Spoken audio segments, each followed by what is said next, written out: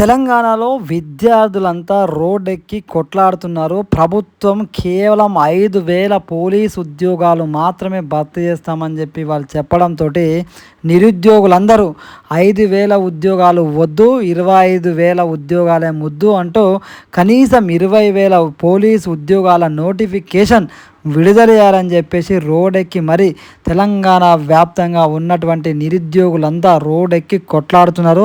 గత ప్రభుత్వం వేసిన ఉద్యోగాలు తప్ప ఈ ప్రభుత్వం పెద్దగా భర్తీ చేసింది ఏమీ లేదు. ఖచ్చితంగా ఈసారి 2 లక్షల ఉద్యోగాలు వేస్తామని చెప్పేసి ఎన్నికలకు ముందు హామీ ఇచ్చారు.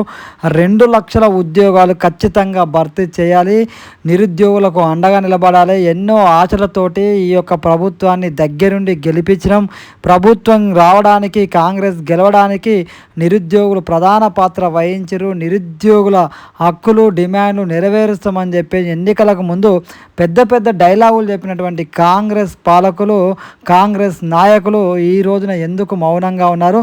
5,000 ఉద్యోగాలు మాకు అసలే వద్దు, మాకు 20,000 పోలీసు ఉద్యోగాల నోటిఫికేషన్ విడుదల చేయాలని చెప్పేసి రోడ్డెక్కి మరి తెలంగాణలోని నిరుద్యోగులంతా రోడ్డెక్కి కొట్లాడుతున్నారు. అందులో భాగంగా నిరుద్యోగుల పక్షాన మాట్లాడుతుంది, నిరుద్యోగుల జేఏసీ తరపున మాట్లాడుతుంది ప్రత్యూష రాథోడ్.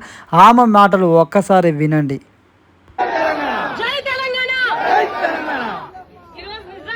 ఇక్కడికి రావడం నాకు చాలా సంతోషమవుతుంది.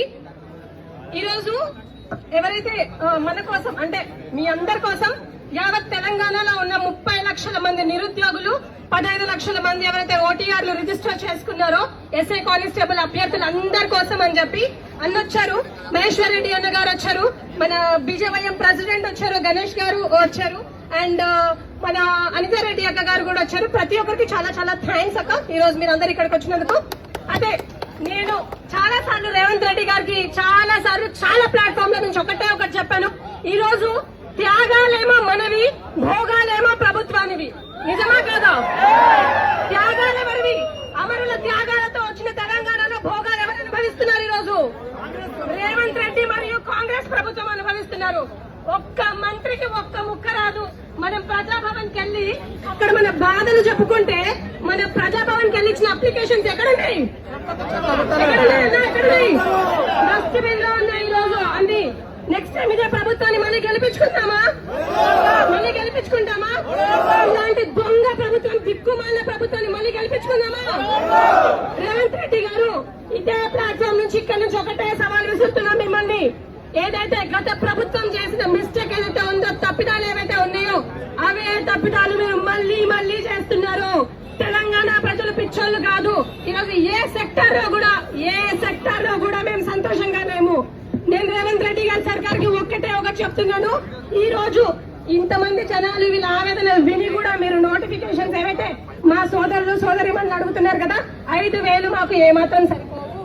మాకు 19,000 నోటిఫికేషన్ ఇమీడియట్ గా రిలీజ్ చేయకపోతే ఇదే ధర్నా చౌక్ లో మేము దీక్ష కూర్చుంటాం. రెడీయా అందరూ? వస్తారా అందరూ?